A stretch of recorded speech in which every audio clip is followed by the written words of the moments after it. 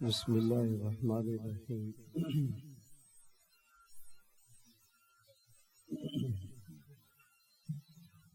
نحمده ونصلي على رسوله الكريم، اما بعد۔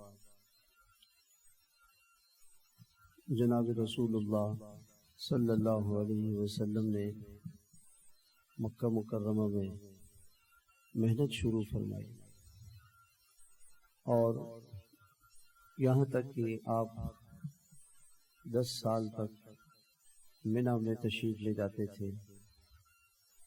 وہاں حج سے پہلے کچھ بازار لگا کرتے تھے۔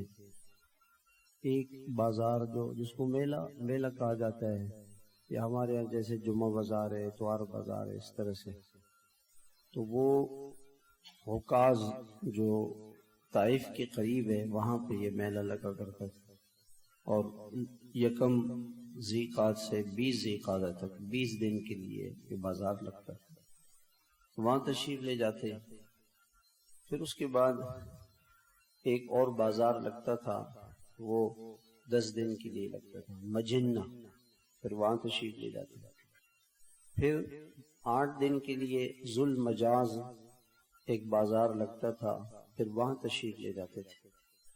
ان تینوں بازاروں میں کافر مشرک ہوتے اور وہ اپنے رسومات بھی کرتے، مگر آپ علیہ الصلوۃ والسلام اللہ کی دعوت کو لے کر وہاں جاتے تھے اور ان کو اللہ کی طرف بلاتے تھے۔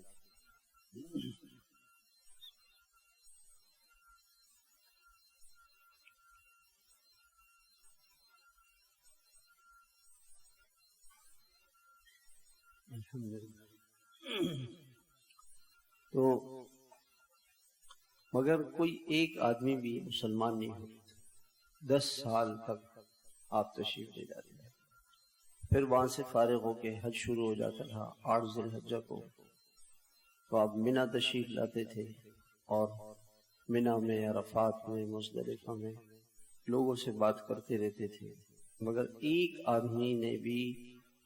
آدمی بھی آپ کی دعوت کو قبول نہیں کرتا تھا۔ 10 سال پورے ہو گئے، مگر آپ عزم والے تھے، ہمت والے تھے، آپ پیچھے نہیں ہٹے کہ اللہ تعالیٰ نے جو مجھے مشن دیا ہے میں اس مشن پر چلتا رہوں گا۔ یہاں تک کہ 11ویں سال، نبوت کے 11ویں سال، 10 ذی الحجہ کا دن تھا، اور رمی جمرات، جہاں پہ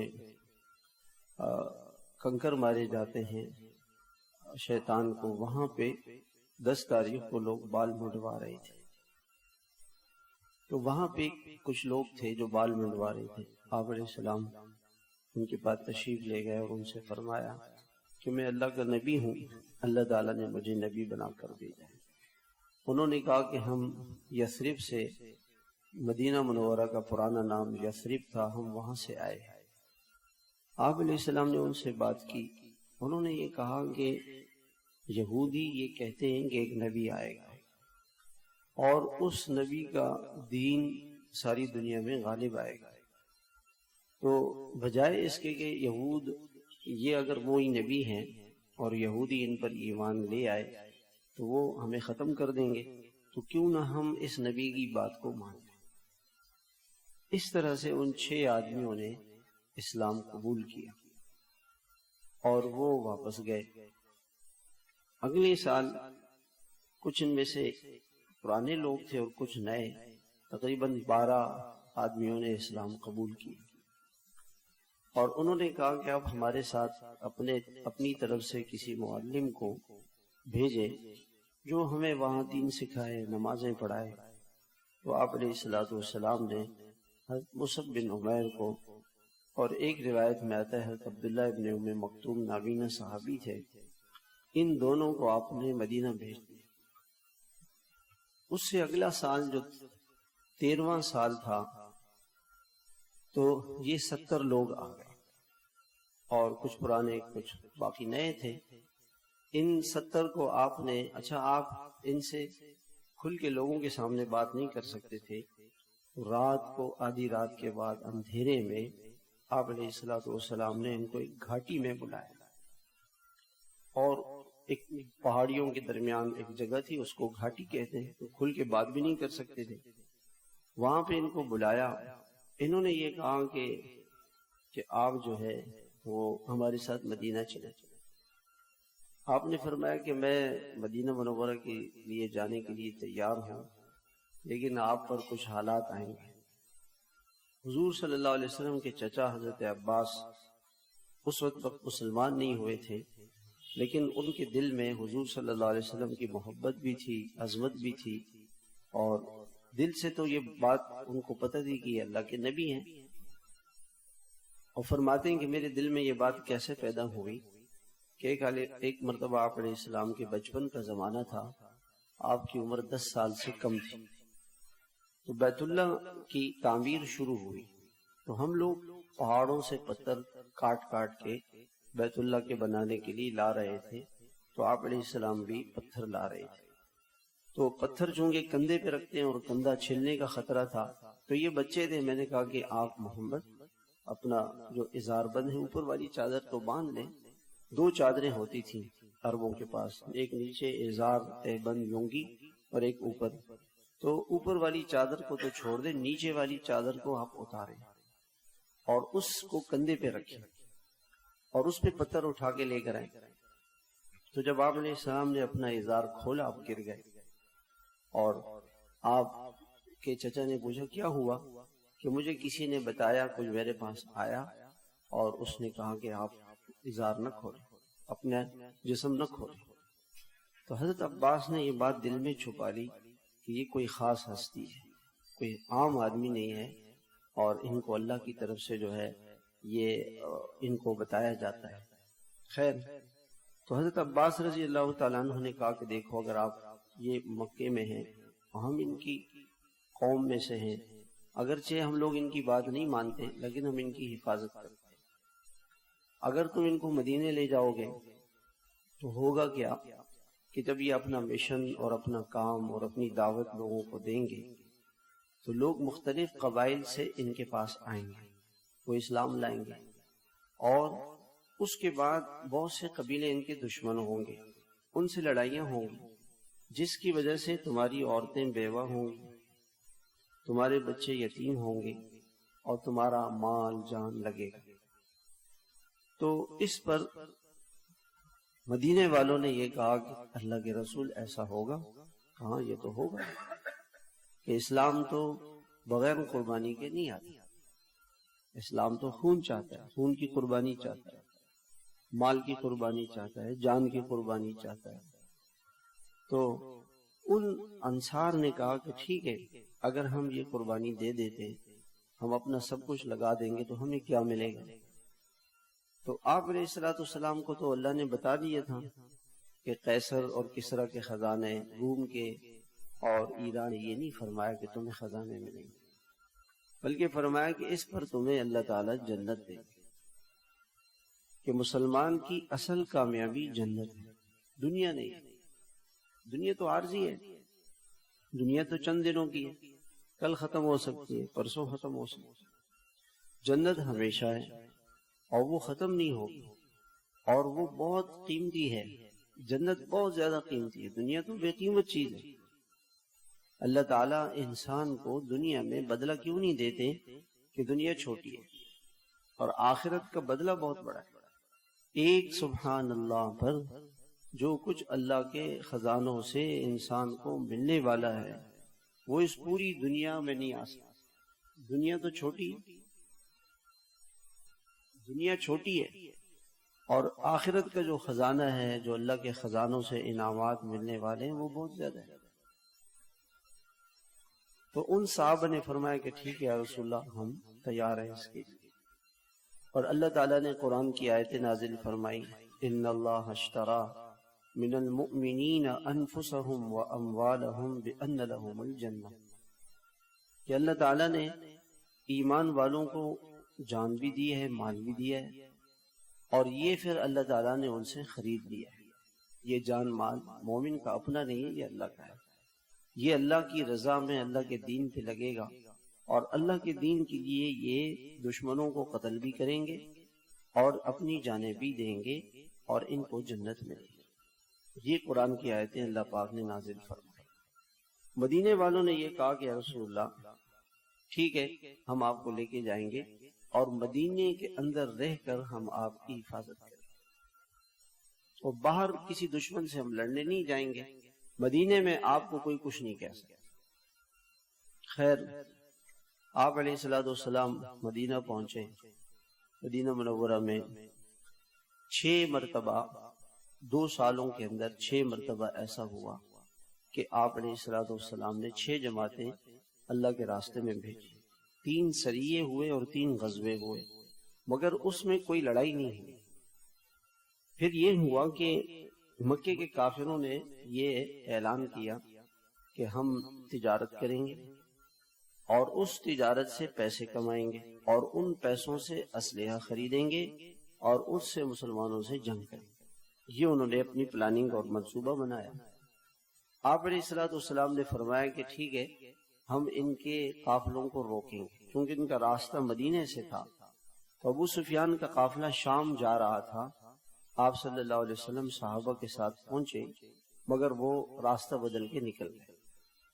جب یہ قافلہ وہاں سے مال لے کے واپس آ رہا تھا، اور اس زمانے میں یہ قافلہ کروڑوں روپے کا مال ان کے پاس تھا، یعنی آج سے 1400 سال پہلے کروڑوں روپے کا مال اس میں تھا، وہ مال لے کر یہ لوگ مکے آ رہے تھے۔ اور ابو سفیان کو چونکہ جاتے ہوئے یہ خبر تھی اور وہ بچ کے نکلے تھے، تو انہوں نے مختلف قافلوں سے لوگوں سے پوچھتے رہے۔ مدینہ میں آپ علیہ السلام نے صحابہ سے مشورہ کیا کہ ابو سفیان کی جو جماعت آ رہی ہے اس میں 50-60 آدمی ہیں، ہمیں کچھ لوگ چاہیے۔ تو 313 صحابہ اس قافلے کو روکنے کے لیے گئے۔ اچھا، آپ علیہ السلام نے 2 صحابہ کرام کو بھیجا کہ جا کے معلوم کرو کہ وہ قافلہ کہاں ہے۔ اچھا، ابو سفیان بھی لگا ہوا تھا اس کوشش میں کہ پتہ چل جائے کہ اللہ کے رسول کیا کر رہے ہیں۔ ابو سفیان کو یہ پتا چلا کسی طریقے سے کہ مسلمان ان کی تلاش میں ہیں۔ اب اس کو اس کا یقین نہیں آ رہا تھا، تو ہونا یہ چاہیے تھا کہ جو ابو سفیان کا قافلہ تھا وہ بدر پہنچا، پہلے بدر پہنچ گیا۔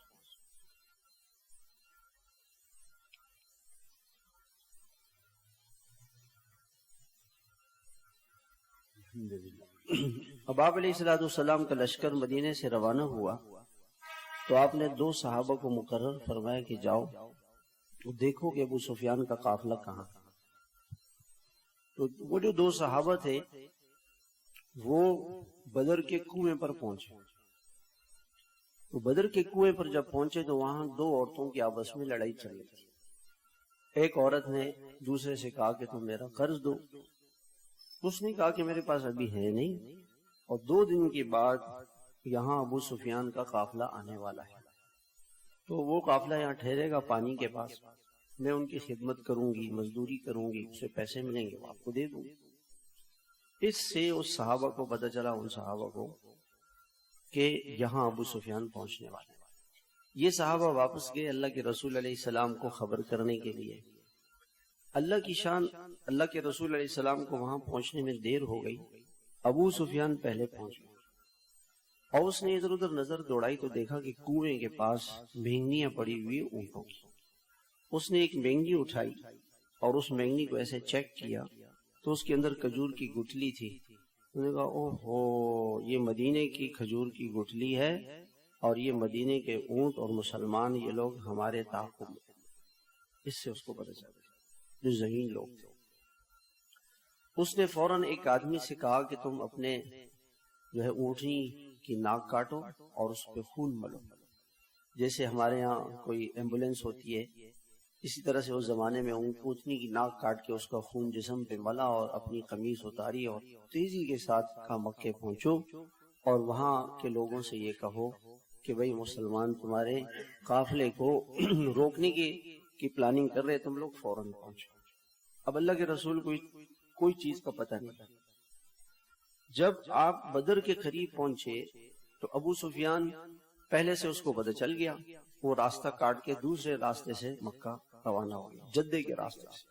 وہ دور کا راستہ تھا، وہاں سے وہ مکہ چلا گیا۔ اور مکے سے 1000 کافروں کا لشکر آ گیا۔ ابو سفیان تو خیریت سے پہنچ گیا مکہ۔ اس نے ابو جہل سے کہا کہ تم لوگ واپس آ جاؤ، ہمارا قافلہ بچ گیا ہے۔ ابو جہل نے کہا نہیں، ہم جائیں گے بدر میں، وہاں جا کے جو ہے وہ ناچیں گے، گائیں گے، خوشی منائیں گے کہ مسلمان کون ہوتے ہیں، یہ کون ہے جو ہمارا مقابلہ کرے، پھر اس کی بات دیکھیں گے۔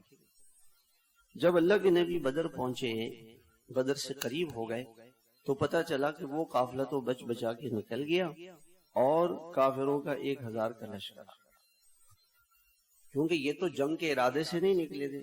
8 تلواری تھی، 313 آدمیوں کے پاس 8 تلواری اور 2 گھوڑے تھے، یہی جنگی ساز و سامان تھا، باقی کچھ نہیں تھا، لاٹھیاں بھی نہیں تھی، پکڑنے کے لیے مارنے کے لیے کچھ بھی نہیں تھا۔ تو آپ علیہ الصلوۃ والسلام نے صحابہ سے مشورہ کیا کہ اب کیا کریں؟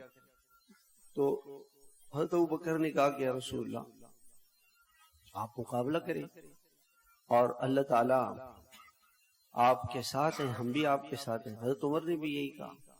حضرت مقداد بن اسود نے کہا کہ یا رسول اللہ ہم تو آپ کے تابعدار ہیں، آپ اگر یہ فرمائیں گے کہ اس دریا میں چھلانگ لگا دو، ہم تیار ہیں، اور ہم آپ سے یوں نہیں کہیں گے جیسے کہ بنی اسرائیل نے حضرت موسیٰ علیہ السلام سے کہا تھا۔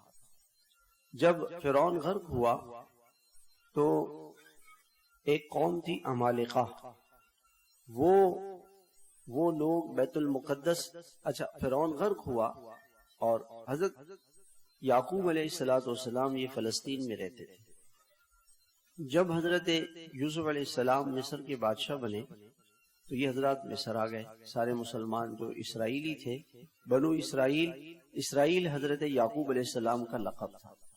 اسرائیل کے معنی ہیں عبداللہ کے، عبداللہ اسرائیل کے معنی ہیں عبداللہ، تو یہ حضرت یعقوب علیہ السلام کا لقب تھا۔ ان کی ساری اولاد وہاں سے اٹھ کے مصر آ گئی اور اس پر ایک کافر قوم کا قبضہ ہو گیا۔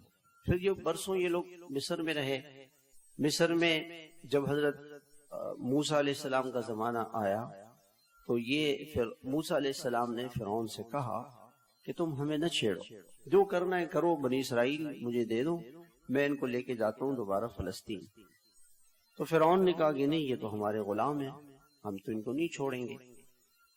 تو موسیٰ علیہ السلام کو اللہ تعالیٰ نے حکم دیا کہ آپ نے 40 سال دعوت دی ہے فرعون کو اور یہ نہیں مانا ہے، ٹھیک ہے اب آپ بنی اسرائیلیوں کو رات کو لے کے نکلیں۔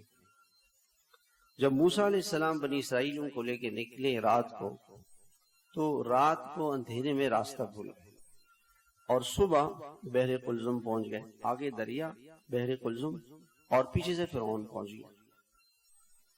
خیر اللہ تعالیٰ نے موسیٰ علیہ السلام کی مدد کی اور حضرت موسیٰ علیہ السلام نے لاٹھی ماری، اللہ تعالیٰ نے راستے دیے اور حضرت موسیٰ علیہ السلام پار ہو گئے۔ فرعون آیا اور غرق ہو گیا۔ اس کی 16 لاکھ کے لشکر کو اللہ تعالیٰ نے چند سیکنڈوں میں ختم کر دیا۔ 16 لاکھ کا لشکر سیکنڈوں میں، اللہ تعالیٰ جب کی دیر نہیں لگتی ہے۔ حضرت موسیٰ علیہ السلام نے بنی اسرائیل سے کہا کہ چلتے ہیں فلسطین اور بیت المقدس پر ایک قوم عمالقہ کا قبضہ ہے جو کافر ہیں، ان سے ان کو نجات دیتے ہیں، وہ جگہ ان سے لیتے ہیں۔ تو بنی اسرائیلیوں نے کہا کہ ہم نہیں جاتے اور انکار کر دیا۔ اللہ تعالیٰ کا ان پر عذاب آیا اور وادی تیہ میں اللہ نے ان کو جیل کر دیا، جیل کر دیا۔ 40 سال اس وادی میں یہ جیل میں رہے۔ 40 سال کے بعد انہوں نے توبہ کی اور حضرت موسیٰ علیہ السلام کا، حضرت ہارون علیہ السلام کا انتقال ہوا، پھر یہ دوبارہ فلسطین پہنچ گئے اور فلسطین جا کر کے یہ آباد ہو گئے۔ تو میں یہ قصہ سنا رہا تھا کہ اس وقت جب حضرت موسیٰ علیہ السلام نے ان سے کہا کہ فلسطین چلو، تو انہوں نے کہا کہ اذهب انت وربک، آپ اور آپ کا رب جا کے ان سے لڑے، بستی خالی ہو جائے پھر ہم آئیں گے۔ یہ بے ادبی کی بات تھی۔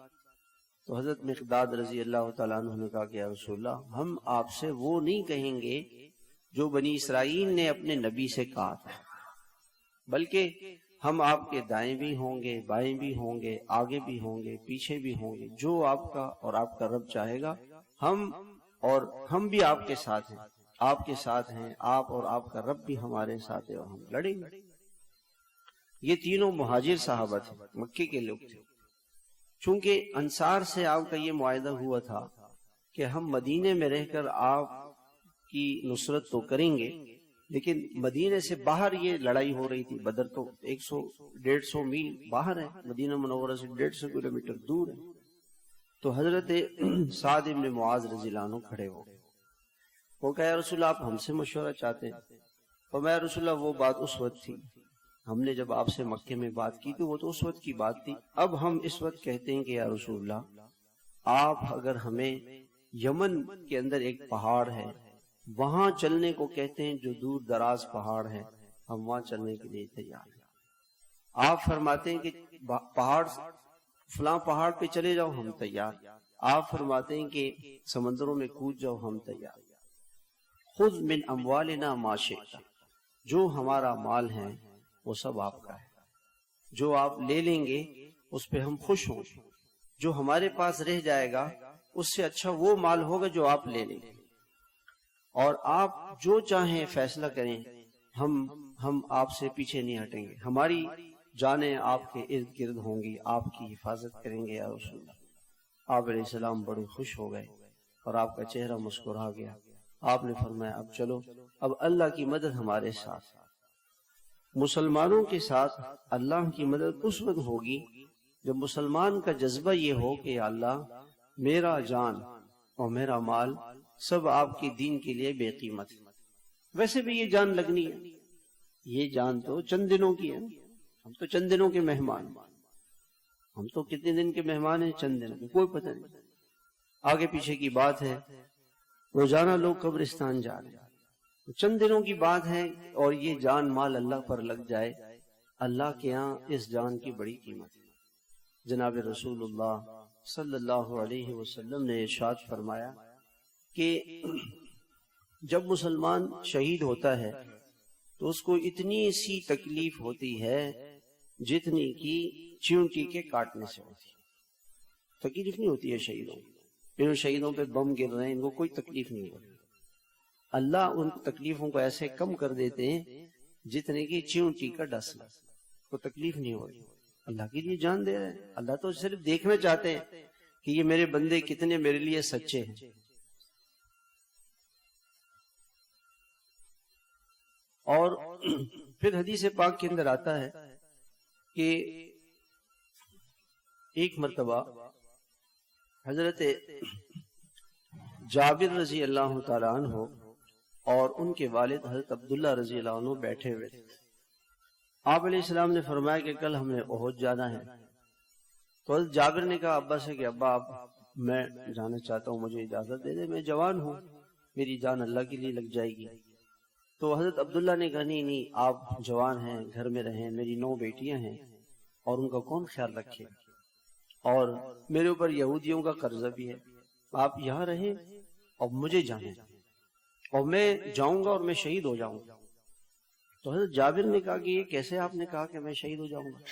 فرمانے لگے کہ میں نے خواب میں دیکھا کہ بدر کے جو شہداء تھے ان سے میری ملاقات ہوئی خواب میں، اور انہوں نے مجھے کہا کہ آپ ہمارے پاس آنے والے، میں نے یہ خواب حضور صلی اللہ علیہ وسلم کو سنایا۔ اچھا علماء نے لکھا ہے اگر مردہ کوئی بات کرے تو وہ سچی ہوتی ہے، کیونکہ وہ جھوٹ تو نہیں بولتا، اس جہان میں کوئی جھوٹ نہیں بول سکتا۔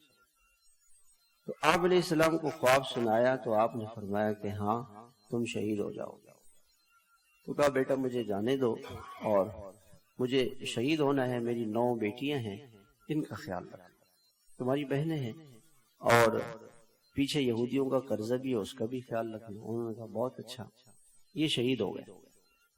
جب یہ احد کے شہداء شہید ہوئے تو حضرت جابر فرماتے ہیں کہ مجھے بڑا دکھ تھا، ایک ہی میں اپنے والد کا ایک بیٹا تھا، 9 بہنیں تھیں، کوئی بھائی تو تھا نہیں، یہودیوں کا قرضہ بھی، عمر میں بھی چھوٹا، تو میں اپنے والد کی لاش کے پاس احد کے میدان میں بیٹھ کے رو رہا تھا، اور میں نے اپنے والد سے کفن کی چادر ہٹائی تو دیکھا ان کی ناک کٹی ہوئی ہے، کان کٹے ہوئے ہیں، پورا جسم زخمی ہے، اور میں رونا شروع کر دیا۔ تو آپ علیہ السلام نے مجھے دیکھا تو کہا نہیں مت رو، اور کہا دیکھو اللہ تعالیٰ نے، میں اپنی آنکھوں سے دیکھ رہا ہوں کہ اللہ تعالیٰ نے فرشتوں کو بھیجا ہوا ہے اور فرشتے ان پہ سایہ کیے ہوئے. جیسے ان کا انتقال ہو گیا فرشتے آ چکے. اور پھر فرمایا کہ یہ سارے شہداء جب شہید ہو گئے تو ان کی اللہ تعالیٰ سے ملاقات ہوئی. انسان کو تو سب سے زیادہ لذت جو لذیذ چیز ہے وہ اللہ کی ملاقات ہے. اس سے بڑھ کر کوئی لذت نہیں ہوگی کہ وہ اللہ جو ہمارا محبوب ہے اور وہ کائنات، اس ساری کائنات کے حسن کو جمال کو بنانے والا ہے، اس اللہ کا کیا حسن و جمال ہوگا، کیا اس اللہ کی بات میں حسن کمال ہوگا، کیا مزہ آئے گا. اس کا تو انسان بھول جائے گا ان ساری چیزوں کو. جب اللہ تعالیٰ کا دیدار ہوگا تو علماء نے لکھا ہے کہ 8 لاکھ سال تک اللہ کا دیدار ہوگا پہلا. اور جنتی جنت کو بھی بھول جائیں گے. جب اللہ تعالیٰ ان سے فرمائیں گے کہ تم تو آپ کا دیدار ہی نہیں کیا، اللہ تعالیٰ فرمائیں گے 8 لاکھ سال گزر گئے. 8 لاکھ سال گزر گئے.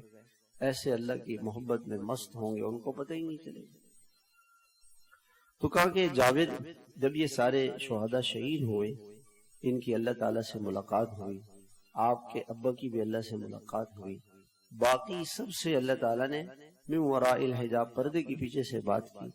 اور جب حضرت عبداللہ کا موقع آیا تو اللہ نے پردہ ہٹا کے اپنی زیارت بھی کرائی اور بات بھی کی. حضرت جابر کو خوش کیا آپ نے.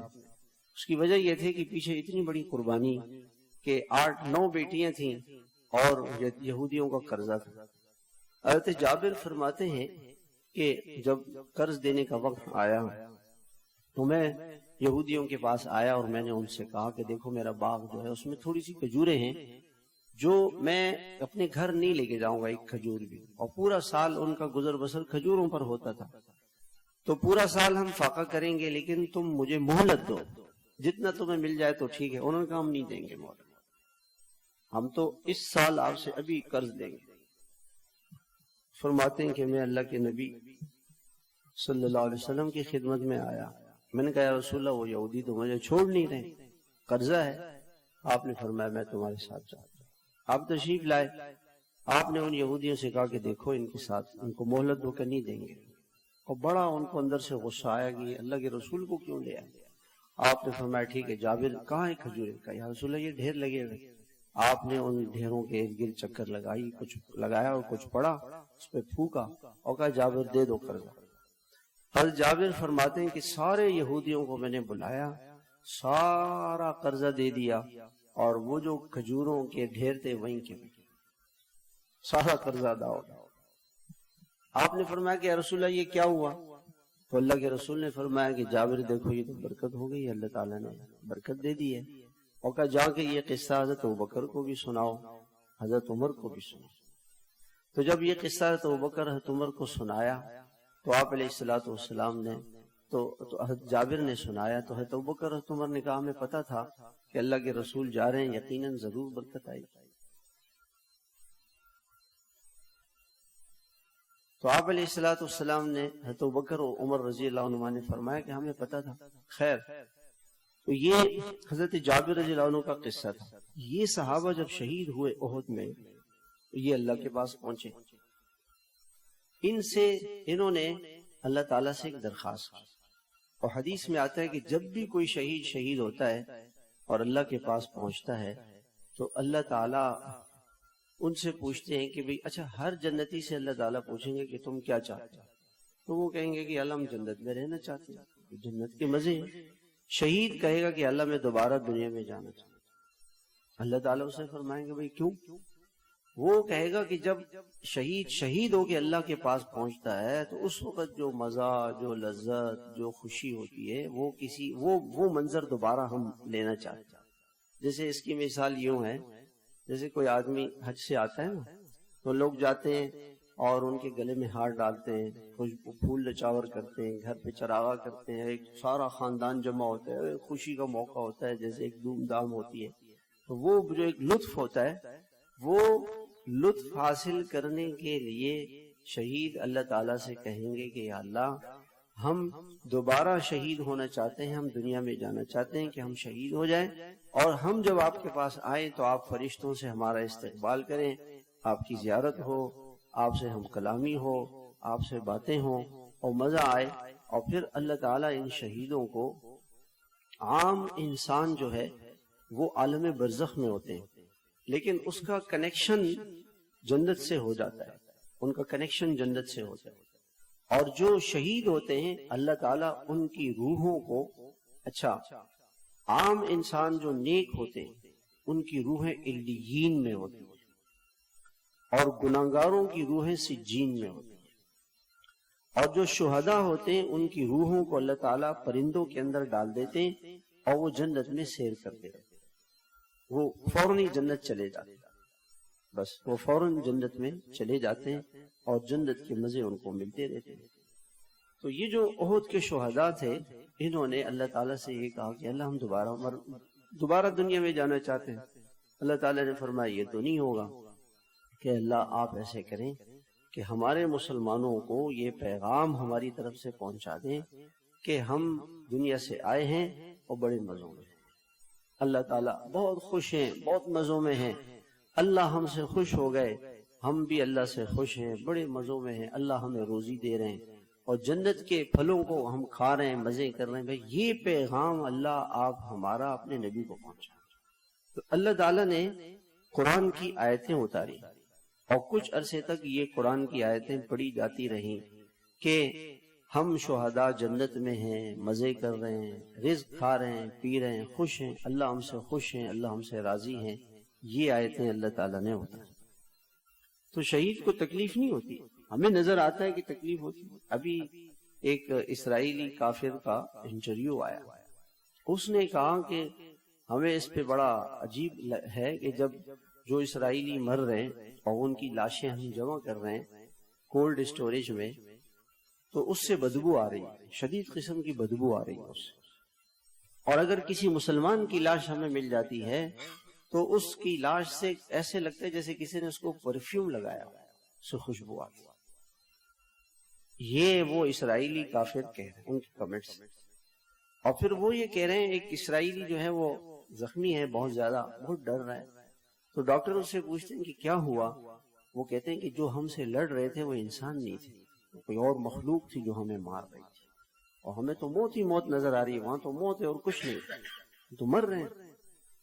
تو اللہ تعالیٰ فرشتوں کو بھیج کر ان کی مدد اور نصرت کرتے ہیں جو اللہ کے لیے جان دیتے ہیں. ایک انسان اللہ کے لیے جان دے، اللہ تو بہت قدردان ہے، بہت زیادہ قدردان ہے. اس پہ ایک دو واقعات آپ کو سناتا ہوں. علامہ سیوطی رحمۃ اللہ علیہ کی ایک کتاب ہے تذکرۃ الصدور فی شرح احوال القبور، اس میں انہوں نے مرنے کے بعد کے بہت سارے واقعات لکھے، اردو میں مل جاتی ہے یہ کتاب. اس میں انہوں نے ایک واقعہ لکھا ہے. واقعہ یہ لکھا کہ ایک عورت تھی، اس کا شوہر ایک جہاد میں گم ہو گیا. اب اس کو پتہ نہیں چل رہا تھا کہ وہ مرا ہوا ہے زندہ ہے، مارکا ختم ہو گیا. وہ اس کو تلاش کرنے کے لیے نکلی، کبھی کہیں کبھی کہیں کبھی کہیں تلاش کر رہی ہے، مگر اس کو اس کا شوہر نہیں ملا. تو اس نے کیا کیا کہ دیکھتے دیکھتے وہ پریشان ہو گئی اور ایک جگہ جا کے وہ بیٹھ گئی. جیسی وہ بیٹی تو اس کو نیند آ گئی، سو گئی. خواب میں اس نے دیکھا کہ ایک بہت زبردست قسم کا دسترخوان ہے، اس میں عجیب قسم کے رنگ برنگ کھانے ہیں اور بہت سے لوگ بیٹھے ہوئے ہیں. اس نے جو غور کیا تو پتہ چلا کہ وہ سارے شہداء ہیں جو شہید ہو گئے تھے، وہ بیٹھے ہوئے ہیں، وہ کھانا کھا رہے ہیں. اور جیسے اللہ نے قرآن میں فرمایا کہ یرزقون فرحین بما آتاہم اللہ من فضلہ، وہ بڑے خوش ہوتے ہیں اور اللہ ان کو کھلاتے ہیں. تو وہ دسترخوان لگا ہوا ہے، وہ کھا رہے ہیں. اس نے کہا چلو میں اپنے شوہر کو تلاش کرتی ہوں. اس نے اپنے شوہر کو تلاش کیا تو دیکھا اس کا شوہر بھی بیٹھا ہوا. یہ شوہر کے پاس گئی، پیچھے بیٹھ گئی اور اس کو کہا کہ بھئی، اس نے جو دیکھا کہ اس کی بیوی آ گئی تو اس نے ایک نوالا اٹھا کے اس کے منہ میں رکھا. اس نے جیسے ہی کھایا اس کی آنکھ کھل گئی اور اس کو منہ میں مزہ محسوس ہو رہا تھا. اس جنت کے دسترخوان کے ایک لقمے کے کھانے کے بعد پوری زندگی اس عورت کو بھوک نہیں لگی، نہ پیاس لگی، نہ بڑھاپا آیا، نہ بیمار ہوئی، نہ کوئی درد ہوا، نہ کوئی تکلیف ہوئی، نہ کوئی پریشانی ہوئی، کچھ نہیں ہوا. چونکہ جنت کی نعمت ایسی ہے کہ جب وہ انسان کھائے گا تو اس کو بڑھاپا نہیں آئے گا، بھوک نہیں لگے گی، پیاس نہیں لگے گی، کوئی غم نہیں ہوگا، کوئی بیماری نہیں ہوگی، اور ساری زندگی وہ زندہ رہی اور مزے کرتی رہی.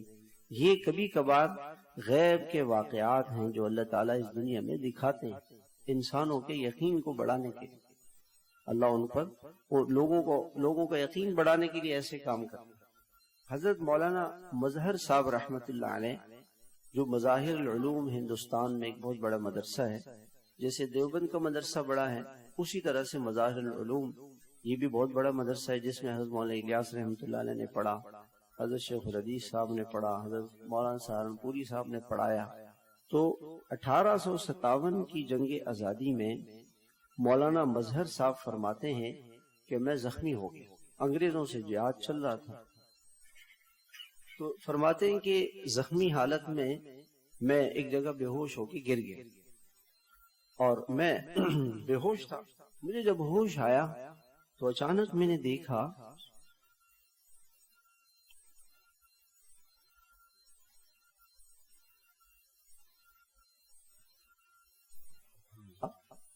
کہ اوپر سے خوبصورت عورتیں انتہائی خوبصورت لباس پہنے ہوئے آسمان سے آ رہے اور ان کے ہاتھوں میں جام ہے، اور میں نے دیکھا کہ وہ میرے پڑوس میں جو لوگ پڑے ہوئے تھے وہ آ کے ان کو وہ جام پلا رہی تھی.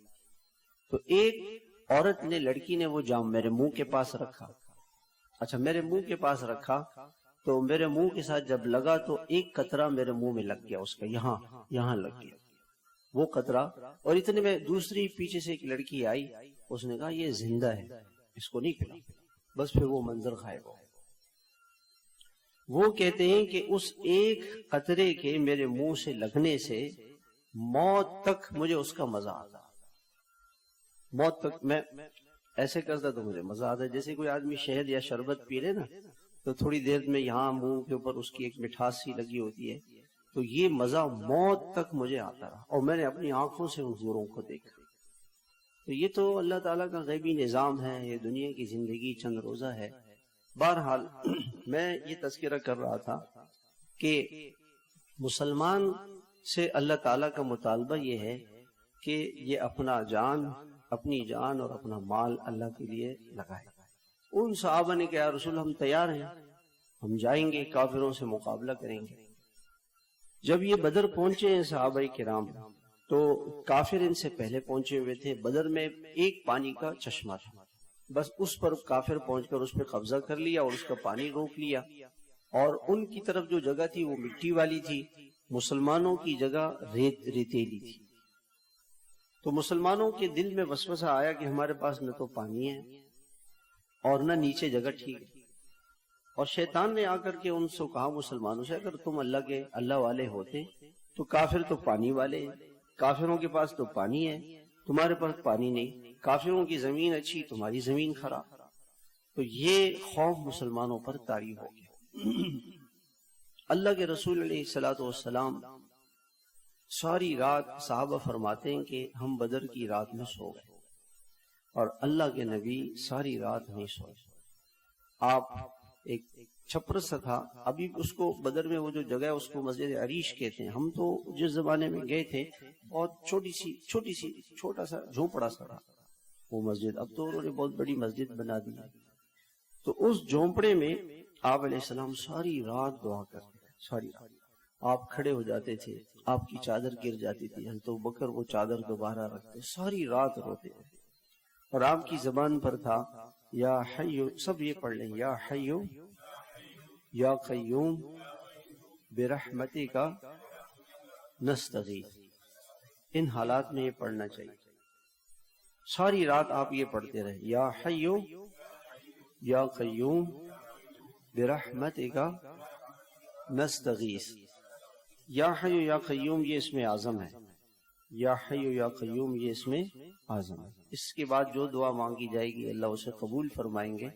تو یہ دعا ہم اللہ تعالیٰ سے مسلمانوں کے لیے، مجاہدین کے لیے، فلسطین کے مسلمانوں کے لیے مستقل اس نیت سے سارا دن پڑھتے رہیں، یا حی یا قیوم برحمتک نستغیث.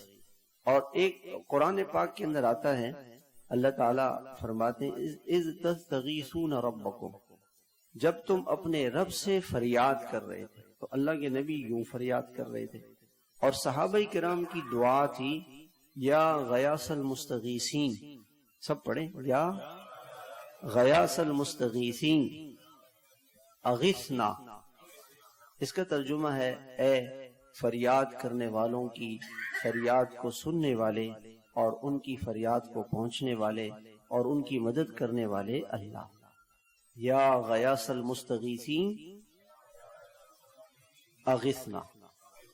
اور تیسرا صحابہ فرماتے ہیں کہ ہمارا جو کوڈ ورڈ تھا آپس میں مسلمانوں کو پہچاننے کے لیے وہ تھا حامیم لا ینصرون. حامیم یہ اللہ کا نام ہے، لا ینصرون کا مطلب ہے کہ اللہ ان کی مدد نہ فرما، کافروں کی مدد نہ فرما.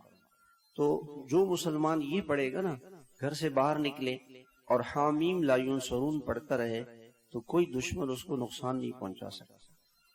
حامیم لا ینصرون، حامیم لا ینصرون، حامیم لا ینصرون. آپ گھر سے نکلیں یہ دعا پڑھ لیا کریں، حامیم لا ینصرون. اور یا حیو یا قیوم برحمتک نستغیث یا غیاث المستغیثین اغثنا. یہ دعا پڑھ لیں، اللہ کی مدد آپ کے ساتھ ہوگی. ساری رات آپ روتے رہے، صبح تک صحابہ فرماتے ہیں کہ آپ سوئے گے. اس دعا کو کرتے کرتے کرتے علماء نے لکھا ہے کہ آپ کو تو پتا تھا کہ اللہ کی مدد حق ہے، سچ ہے، مگر آپ کیوں رو رہے تھے؟ فرمایا اس لیے کہ اللہ کی ذات بہت بڑی بے نیاز ہے، اللہ کو تو کسی کی ضرورت نہیں. اللہ پاک تو بندے کی عاجزی کو، اس کی زاری کو، اس کی منت سماجت کو، اس کے رونے کو دیکھتے ہیں اور اللہ تعالیٰ اس کو پسند فرماتا. تو اللہ کے نبی ساری رات روتے رہے. صبح کے قریب آپ صلی اللہ علیہ وسلم کو اونگ آئی. اس اونگ کے بعد جب آپ ایسے ہو گئے، آپ نے فوراً فرمایا کہ جبریل آ گئے. اور جبریل نے آ کر کے کہا کہ رسول اللہ سیہزم الجمع ویولون الدبر، یہ پیٹ موڑ کے بھاگیں گے، ان کو شکست ہوگی. اور کہ رسول اللہ آپ آئیں، میں آپ کو جگہ بتاتا ہوں کہ 70 کافر ان کے مارے جائیں گے. کہاں کون سا کافر مرے گا اس کی جگہ بھی بتا. تو مسلمانوں کے ساتھ جو اللہ کی مدد ہوگی وہ کن چیزوں پر ہوگی؟ ایک تو مسلمان کے جذبے پر ہوگی. مسلمان کا جذبہ کیا ہو کہ اللہ تیرے دین کے لیے میری جان لگ جائے، میرا مال لگ جائے. اور جہاں کہیں بھی مفتی تقی عثمانی صاحب دامت برکاتہم نے فرمایا کہ جب مسلمانوں کی کافروں سے لڑائی ہو تو اس شہر کے جتنے بھی مسلمان ہیں ان پر جہاد فرض ہو جاتا ہے. اور اگر ان مسلمانوں کے پاس قوت، طاقت، تعداد کی کمی ہو تو اڑوس پڑوس کے مسلمانوں پر جہاد فرض ہو جاتا ہے. اور اگر وہ مسلمان ان کا ساتھ نہ دیں تو جہاں جہاں مسلمان ہیں ان مسلمانوں پر بھی جہاد فرض ہوگا، جتنی ان کی استعداد. اب ہم یہاں سے کیا کر سکتے ہیں؟ ہم یہاں سے دعا کر سکتے ہیں، ہم یہاں سے صدقہ کر سکتے ہیں، ہم ان کی مالی مدد کر سکتے ہیں، راتوں کو رو سکتے ہیں، دن کو سارا دن یہ پڑھتے رہیں یا حی یا قیوم برحمتک نستغیث دعا. اور سارا آپ دیکھیں نا بدر میں مسلمان، اچھا ہوا کیا؟ اللہ کی شان جب مسلمان آئے کہ یا رسول اللہ وہ تو کافروں کے پاس علاقہ بھی اچھا، پانی بھی، ہمارے پاس جگہ بھی خراب، پانی بھی نہیں ہے. تو اللہ کے نبی نے فرمایا بے فکر رہو. رات کو اللہ نے بارش فرمائی. اچھا ہوا کیا کہ بعض صحابہ کو غسل کی ضرورت تھی، وہ بھی پریشان کہ پانی نہیں ہے تو وضو کہاں سے کریں، غسل کہاں سے کریں. سارے صحابہ نے پانی جمع کیا اور جو ریت تھی وہ جم گئی اور اس پہ چلنا پھرنا آسان. اور کافروں کی جگہ پہ کیچڑ ہو گئی کیونکہ مٹی تھی اور اس میں پھسلن شروع ہو گیا. اب کافر چل رہے ہیں، پھر رہے ہیں، پھسل رہے ہیں. تو شیطان نے جو آ کر کے مسلمانوں کے دلوں میں جو خوف اور وسوسہ ڈالا تھا اللہ تعالیٰ نے وہ ختم کر دیا. اللہ کی طاقت اور اللہ کی ذات بہت بڑی ہے. انسان کے بس میں کیا ہے کہ وہ اپنے آپ کو پیش کرے کہ اللہ میں تیار ہوں آپ کے دین کے لیے، میں اپنی جان کو، اپنا مال میں تیار ہوں. اللہ کے نبی علیہ الصلوۃ والسلام نے فرمایا جس شخص نے نہ جہاد کیا اور نہ اس کے دل میں جہاد کا جذبہ اور خیال رہا تو یہ منافق ہے. مسلمان تو اس کو تو اس سے بڑھ کر کے اور کیا چاہیے کہ میری جان اللہ کے لیے چلی جائے، اور کیا چاہیے اس کے لیے؟ تو یہی، وہ تو اسی موقع کو تلاش کرتا ہے. حضرت حرام رضی اللہ تعالیٰ عنہ یہ ایک صحابی تھے، حضرت انس رضی اللہ تعالیٰ عنہ کے چچا تھے، ماموں تھے، ماموں تھے۔ تو ایک جگہ کے کافروں نے کہا اللہ کے رسول سے کہ ہمارے پاس کچھ صحابہ کو بھیجیں جو ہمیں دین سکھائیں۔ تو آپ علیہ الصلوۃ والسلام نے 70 صحابہ کو بھیجا، اس میں حضرت حرام رضی اللہ تعالیٰ عنہ۔ وہاں ایک قبیلے نے جو ہے دھوکہ کیا ان کے ساتھ، اور دھوکہ ایسے کیا کہ ان مسلمانوں کو دھوکے سے بلا کے شہید کروانے کا پروگرام بنایا۔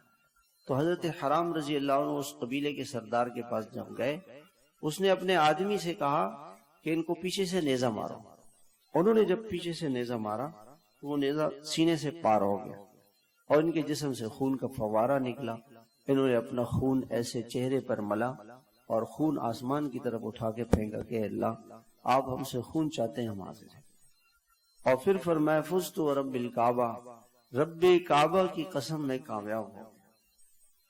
وہ جو کافر وہاں بیٹھے ہوئے تھے وہ بڑے حیران ہو گئے کہ یہ کون سی کامیابی ہے، یہ کون سی کامیابی ہے۔ تو ان کو کسی نے بتایا کہ یہ مسلمان اپنی جان اللہ کو دینے کو ہی کامیابی سمجھتے۔ حضرت سعد رضی اللہ تعالیٰ عنہ نے ایرانیوں کو لکھا نا کہ میرے پاس ایسے لوگ ہیں جو موت کو ایسے پسند کرتے ہیں جیسے تم لوگ شراب کو پسند کرتے۔ تو مومن موت سے نہیں گھبراتا، کوئی وقت سے پہلے نہیں مرے گا، مرنا تو ہے سب نے، کوئی بھی بچ نہیں سکتا، وقت سے پہلے نہیں مرے گا۔ تو مسلمان کے ساتھ جو اللہ کی مدد ہے وہ دعاؤں کے ساتھ، اپنا جذبہ اپنے آپ کو پیش کرنا کہ اللہ جو آپ کا حکم ہے، جو آپ کا فیصلہ ہے، جو جیسے آپ چاہتے ہیں اللہ میں آپ کے لیے اپنا سب کچھ قربان کرنے کے لیے تیار ہوں، اور دعا مانگیں۔ دعاؤں میں خاص طور پہ فجر کی وہ فرض نمازوں کے بعد کی دعا، حدیث میں آتا ہے کہ یہ دعا قبول ہو جاتی ہے۔ فرض نماز کے بعد جو دعا مانگیں گے وہ قبول ہو جائے گی۔ اذان اور اقامت کے درمیان دعا قبول ہو جائے گی۔ بہت سارے رات کو تہجد میں دعا قبول ہوتی ہے۔ بہت سارے ایسے مواقع ہیں، کوئی آدمی بیمار ہو اس کی دعا قبول ہوتی ہے، مسافر کی دعا قبول ہوتی ہے، ایک آدمی بیچارہ ہے، لاچار ہے، غریب ہے، فقیر ہے، مسکین ہے، مظلوم ہے، اس کی دعا قبول ہوتی ہے، والد کی دعا قبول ہوتی ہے۔ بہت سارے ایسے مواقع، جمعے کے دن حدیث میں آتا ہے کہ جمعے کے دن ایک ایسی گھڑی ہے کہ اس گھڑی میں جو دعا مانگے گا وہ قبول ہو جائے گی۔ 3 وقت ہیں اس کی، صبح اشراق سورج طلوع ہونے سے لے کے صبح فجر، صبح صادق سے لے کے سورج طلوع ہونے تک 1 گھنٹہ 1.5 کا وقت، اور دوپہر میں زوال کے بعد جب ظہر کی اذان ہو جاتی ہے، کوئی آج کل 12:30 بجے تقریباً اذان ہوتی ہے، اذان کا وقت ہوتا ہے، اور امام کے ممبر سے نیچے اترنے تک، جمعے کی نماز کے بعد، جمعے کے دن عصر سے مغرب۔ تو ہم سب دعاؤں میں لگیں اور یقین رکھیں کہ اللہ کی مدد اور نصرت انشاءاللہ یقینی ہے۔ اور دیکھیں نا ہمارے سامنے یہ حالات ہیں کہ آج سے 40 سال پہلے روس نے مسلمانوں کو وہ ختم کرنے کے لیے اس نے ایک پروگرام بنایا۔ 40 سال اللہ تعالیٰ نے، 20 سال اللہ نے ان کو ختم کیا، 20 سال۔ اور اس کے بعد پھر دوبارہ دنیا کی بہت ساری کافر طاقتیں جمع ہو گئی، انہوں نے 20 سال تک مسلمانوں کو نقصان پہنچانے کی کوشش کی، لیکن اللہ تعالیٰ نے آخر کار ان کی مدد کی اور ان کی نصرت کی، اور وہ کامیاب ہو گئے۔ ان کے ساتھ تو دنیا کی کوئی قوم نہیں تھی، کوئی اسلحہ نہیں تھا، وہ کامیاب ہو گئے۔ جب ہم سن 1982 میں دارالعلوم میں آئے تو اس وقت شروع میں روس آیا تھا، تو ہمارے دارالعلوم کے بہت سے طلباء جو تھے وہ جہاد میں چلے گئے اور وہاں شہید ہو گئے۔ تو میں سوچتا رہتا ہوں کہ وہ جو طلباء شہید ہوئے ہیں، اب جتنے 40 لاکھ لوگ افغانستان کی جہاد میں شہید ہوئے، 40 لاکھ لوگوں کی شہادت کا ان کو ثواب ملے گا، اور جتنا یہ افغانستان میں اللہ تعالیٰ کا دین زندہ ہوگا، کتنے عرصے تک یہ دین زندہ رہے گا، یہ سب ان کے نامہ اعمال میں جائے گا۔ موت تو ان کی جوان تھے، بالکل بہت خوبصورت لڑکے تھے، ہمارے ساتھ پڑھتے تھے، اٹھتے بیٹھتے تھے، اور بہت خوبصورت نوجوان، کئی نوجوان طلباء گئے اور وہ شہید ہو گئے۔ تو اللہ تعالیٰ کے لیے آج اگر دیکھیں یہ جان ہماری دنیا میں لگ رہی ہے، کیا ملے گا؟ جتنی بھی دنیا بنا لے یہیں چھوڑ کے چلے جائیں۔ نیت کریں کہ اللہ جب بھی تیرے راستے میں جانے کا موقع ہوگا ہم اپنی جان بھی لگائیں گے، اپنا مال بھی لگائیں گے، دعائیں بھی کریں، اس کے جو ہو سکتا ہے ان مسلمانوں کی مدد کریں، ہمارے ذمے ان کی مدد کرنا ہے۔